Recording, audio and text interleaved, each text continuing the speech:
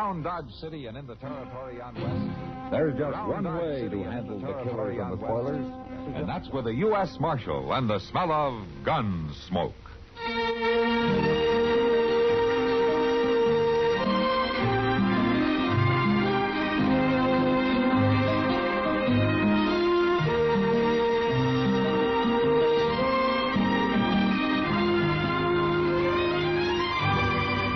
Gunsmoke, starring William Conrad. The story of the violence that moved west with young America. And the story of a man who moved with it. I'm that man. Matt Dillon, United States Marshal. The first man they look for and the last they want to meet. It's a chancy job, and it makes a man watchful. And a little lonely.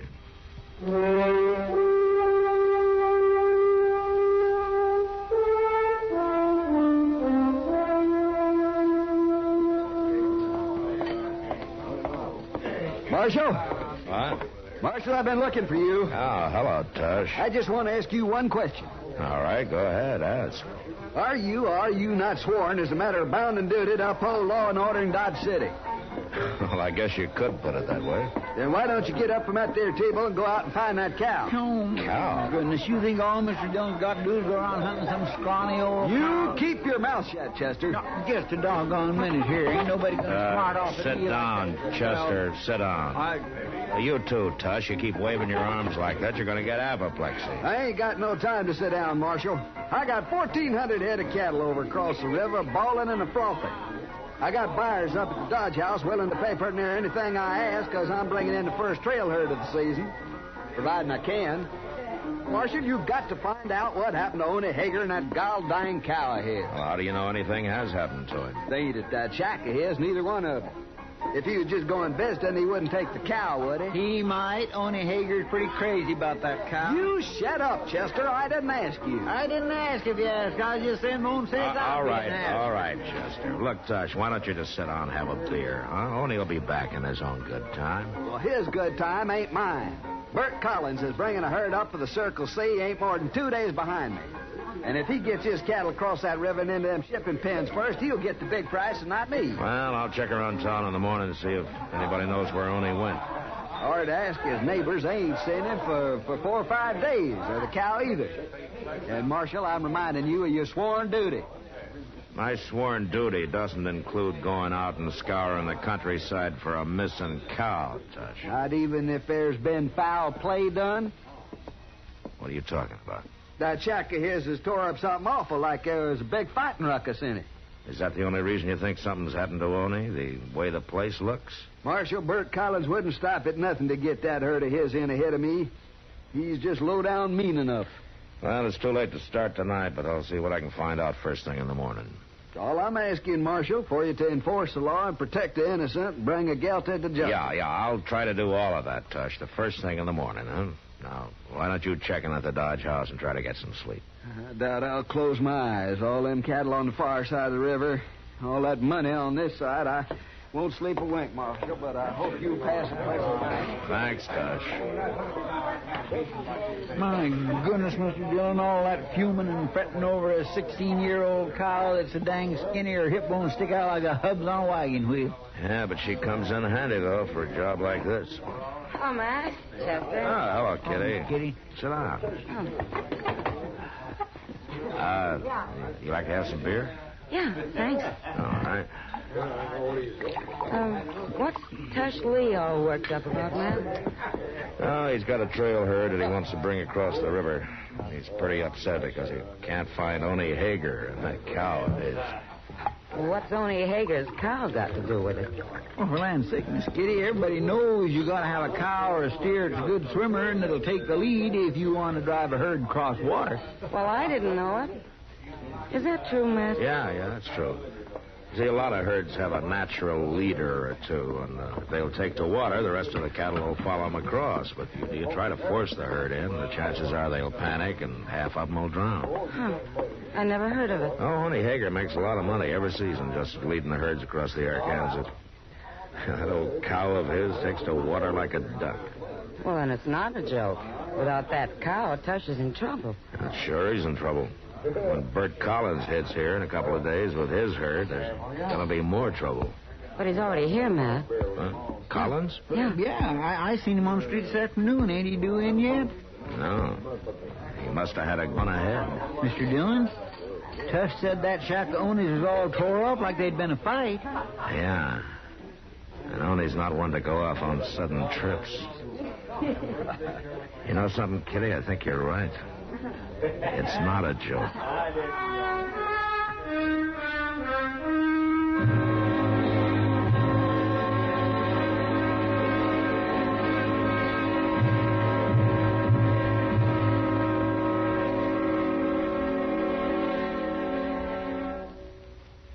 Now, just listen a minute, if you will.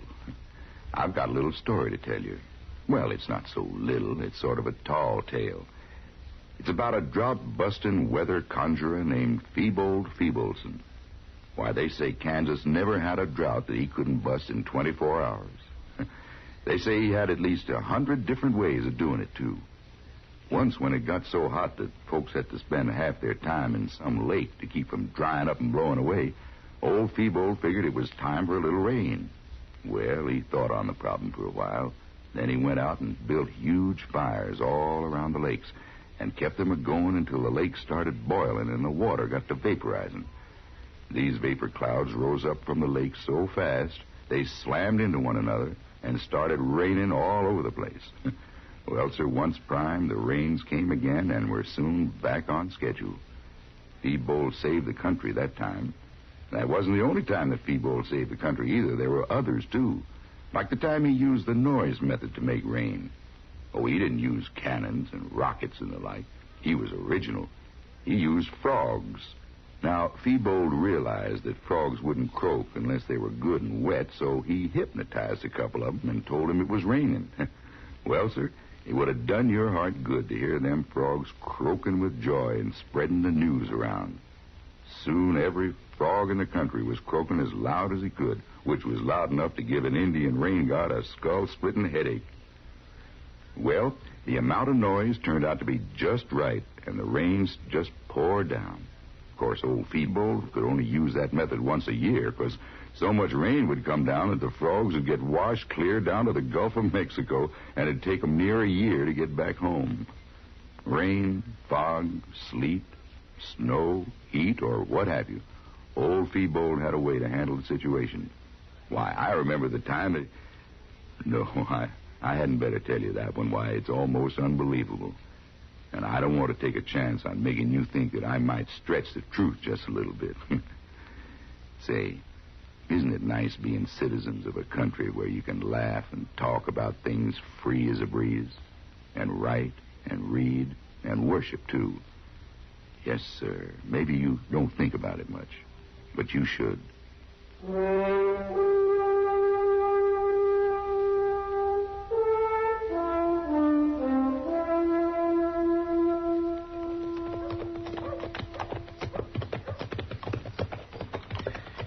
It sure is good to get back, Mr. Dillon. I'm terrible hungry. Matt! Oh, Matt! Huh? Wait a minute. Oh, hello, Doc. Oh, Doc. Want to talk to you. All right.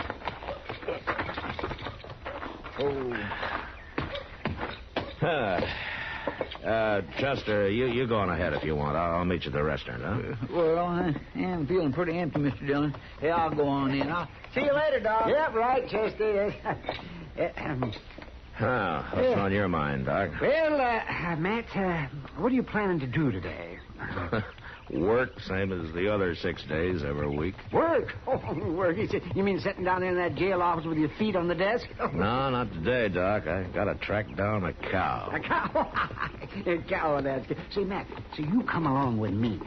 Oh, where? But I gotta look in on a couple of patients out toward Kiowa Meadows. Now, it won't take long, and we'll have the rest of the day to shoot us some prairie hens. Prairie hens? This time of year? Doc, the only prairie hen around here right now are holed up in the plum thickets so deep that a weasel couldn't even get to. Now that's just where you're wrong. Oh. You know how Kiowa Meadows is protected by that bend in the river? Those high bluffs on the north side there? Oh, yeah. And these last few weeks, it's been mighty warm for this time of year. Yeah. Well, it's made a kind of a false spring out there in the meadow. Now, the way I hear it, it's just as green as May. with a stand of young clover coming up there, and wild timothy and buffalo grass, and the prairie hens are just swarming. You know something? That's possible, Doc. I remember something like that happening a few years back. Well, come on, then. Let's get out there and get at it. Oh, Doc, I already told you. I gotta find a cow. What? Are you serious? Yes. I thought that was a joke. I wish it was. Say, you haven't seen anything of Oni Hager, have you? You mean Oni's cow? Uh-huh. Oh, my. That old bag of bones. Well, if that old bag of bones doesn't turn up pretty quick, it's going to cause the worst fight that this town's ever seen. Oh, fight. Now, who the damn would have bothered to fight over that scrawny old walking carcass, huh? Except Oni, of course. No, not Oni. A couple of pretty tough boys named Bert Collins and Tush Lee. See, Oni's disappeared, and that's the trouble. Tush thinks that Collins has had something to do with it. I'm not too sure, but what he may be right. Eh? Well, what do you mean? Well, Chester and I just got back from a look at Oni's shack this morning. There's been a fight in it, all right. The cook stove's knocked over. Table's smashed. No sign of Oni or the cow anywhere. Oh, well, gee, Matt, maybe he went on a trip. He took his cow along? Oh, well, no. See, Matt, if anybody's done something to poor old Oni, they ought to be hung. Well, I feel the same way, Doc. He's got his faults, but he's a harmless old coot, and he never did any hurt to anybody in his whole life. Yeah. It kind of looks like somebody did some hurt to him, though.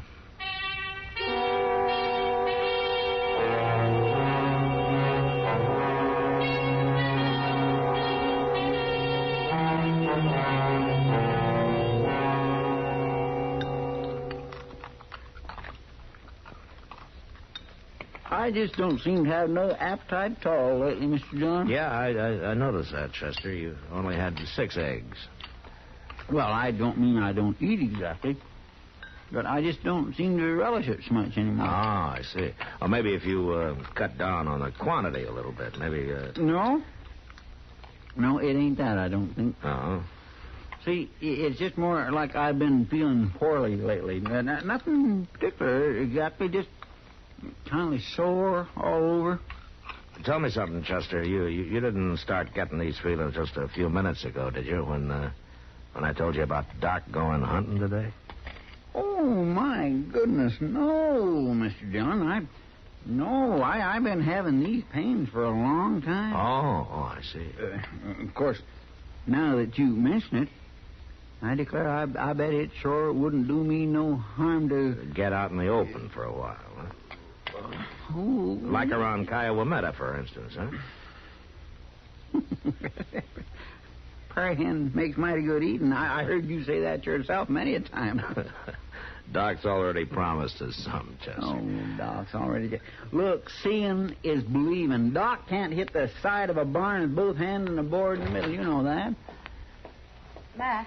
Hello, Kitty. Matt, you better get over the Long Branch right away. Oh, why? What's wrong? Well, Tush and Bert Collins over there, sidling around each other like a pair of tomcats. It's going to bust loose any minute, Matt. Come on, Chester. I got some flapjacks here on the... Well, bring them with you.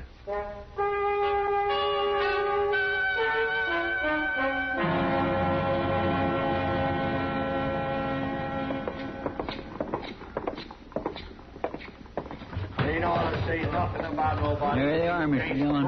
Yeah. Everybody knows what kind of people some people are, and with them kind, proving ain't needed. Well, now, a man that never had no friend his whole born days should not expect nobody here to agree with him. Matt, if we get another mirror broke this month, we might as well close up. We'll see what we can do, Kitty. You stay here, Chester. Yes, sir. I'm Want some saying you made flapjacks? off with Oni Hager and that cow of his, and more than likely you done him in. Now, that's a lie. And I'm going to break you in pieces for it. Well, you can start whenever you're All ready. right, hold it, both of you. Huh? Well, there's your murderer, Marshal. Do your duty now. Marshal. A man shouldn't ought to go telling lies about somebody, had he? What are you doing in town, Collins? I thought your herd was still a day or so south of the river. Well, I rode in ahead. Wanted to talk to them cattle buyers. Come in to steal that cow and murder Oni Hager. That's what he done. Have you seen Oni, Collins? Why'd I want to see him? I got 2-3 good swimmers at my herd. You gonna arrest him or ain't you, Marshal? I'm afraid I haven't got much reason to, Tush. All right. I'm gonna take the law into my own hands. I wouldn't advise that, Tush. I give you your chance, Marshal. If you ain't gonna do your job, I'm gonna bring my boys into town. We'll do it for you. Tush, come back. Well, now. Crazy fool. A man is going to be attacked. He shouldn't ought to just stand around and do nothing to protect himself, should he? Now, wait a minute, Wait Collins. nothing. I'm going to camp and get some of my boys, Marshal. Doggone old cow sure is causing a lot of trouble, ain't she, Mr. Dillon? Yeah. And it's going to get worse.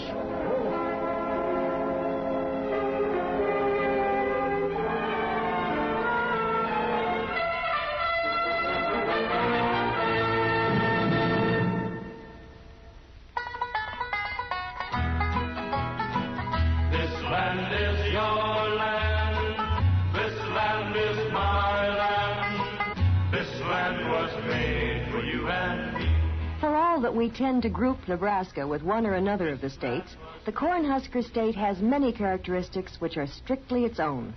Since 1875, for example, Nebraska has been a debt-free state which preferred to spend 10 years building the Capitol at Lincoln rather than spend money it didn't have. Further, as its name may indicate, corn is its most important crop, and Omaha's stockyards are among the largest in the world. Then there's historic Chimney Rock near Bayard, and the town of Alliance, which was once almost sold by the Burlington Lines Railroad. Many years of tears and Indian wars and hardships such as the grasshopper plague contributed to the words which are engraved upon the Capitol. Honor to pioneers who broke the sods that men to come might live. Nebraskans live by these words, and they live for them.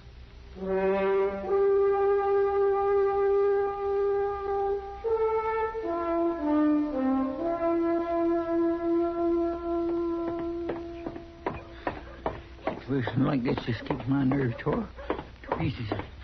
It's just awful. Mr. Dillon? Mr. Dillon? Shut the door, Chester. Oh, Chester. Mr. Dillon, what are you aiming to do? Sit here and digest my breakfast? Why? But they're going to be at it any minute now. Who is? Tush Lee and Bert Collins. You ain't forgot about them, have you? No, but I wish I could. Well, they're in town right now, both of them, and they got their men with them. Yeah, I know. Well, if you already know, why don't you do something? Like what, Chester? Well, my land, you could... At least you could go... Well, maybe if you couldn't do that, you...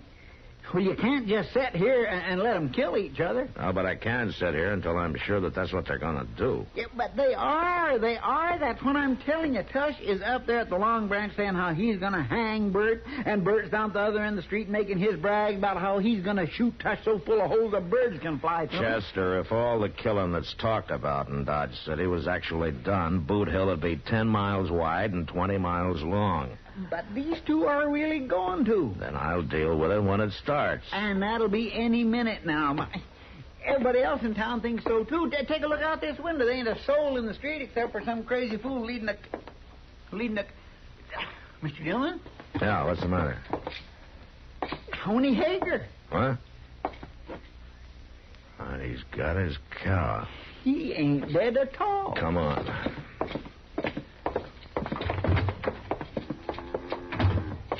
Hey, Arnie! Wait up a minute, will you? And look, there's Tush at the door of the Long Branch there. Yeah. And there comes Collins and his men. It's him. Morning, Marshal. Chester. Oh, Arnie. It's looking up to be another mighty pleasant day now. Or wouldn't you say so? Yeah. It's a fine day, Arnie. Where have you been? You know, me and Ida Bell here has been up to Kiowa Meadows for a few days. Kiowa Meadows? Oh, my goodness, it's just like spring up there. All new grass and fresh clover, and Ida Bell ain't at nothing but dry feed all winter. It's just done her a world of good. Ain't that right now, dearie? Tush! What? Come on out here. You too, Collins. And both of you come alone. You had any excitement around town while I've been gone, Marshal? Excitement? Oh, no. None to speak of, Arnie. Things have been pretty quiet. Arnie, did you see any prayer hen up in Kiowa Meadows? Oh, my, yes. There was just scads of them. I'm mighty glad you got away from him, Moni. Did he hurt you bad? Oh, now shut up and listen to me, both of you. Before you start taking the law into your hands again, Tush, you better stop and think for a minute. He's only been away on a little trip. Collins here had nothing to do with it. What? It's true. Tell him, Moni. Well, I don't know what you're talking about, but me and Ida Bell's been up to Kiowa Medicine. Well, there you are, Tush. Like I told you. Well, how was I to know? Well, you didn't know. And it's like I said, a man hadn't ought to say what he ain't sure of. I reckon I was kind of in the wrong, all right. Well, that's for dang sure. And you made me look real bad, Tush. Yeah, I guess I did. Bert, I might set up drinks if you was a mind to. All right. You ain't got to say that but one time. Let's go. Honey, will you have that cow down the river in a couple hours? I got a job for her. Well, I'm mighty sorry, but Ida Bell can't do no swimming today. She can't? Well, why not? Well, she ate too much green clover, and she ain't going to be fit to go in the water before tomorrow. Tomorrow may be too late. Oh, forget it, Tush. Throw your herd in with mine. We'll swim them across together. Well, then we'll hold out for the same price with them cattle buyers. Fair enough. Oh, all right. Come on, let's get that drink. Okay. Say, Oni. Yeah? If you went off on a trip on your own choice, now how come your house was all tore up so bad that way? Yeah? Well, that was on account of Ida Bell. She didn't know where we was going, and she put up an awful ruckus before I convinced her. But it wasn't the barn that was tore up, it was the house. Well, of course it was. Where do you expect me to keep her, outdoors? No, Oni. Nobody would expect you to keep that cow any place except right in the house.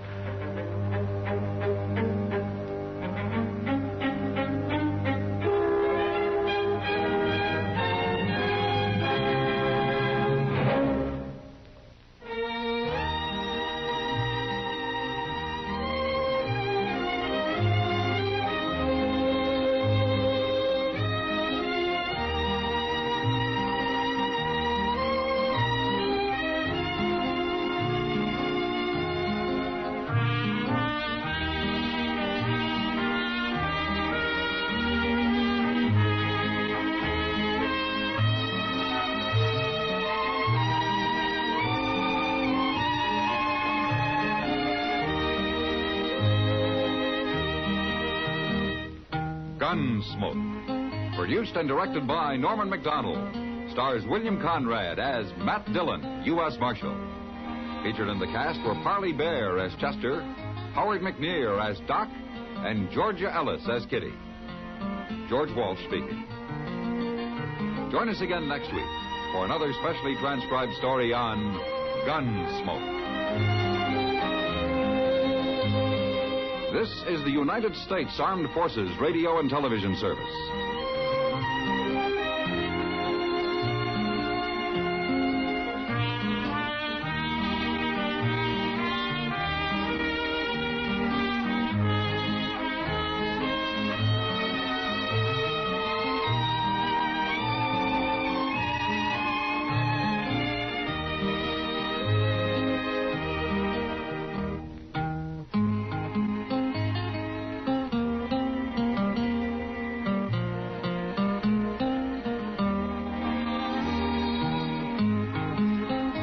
Just scads of them. I'm mighty glad you got away from him, Moni. Did he hurt you bad? Oh, now shut up and listen to me,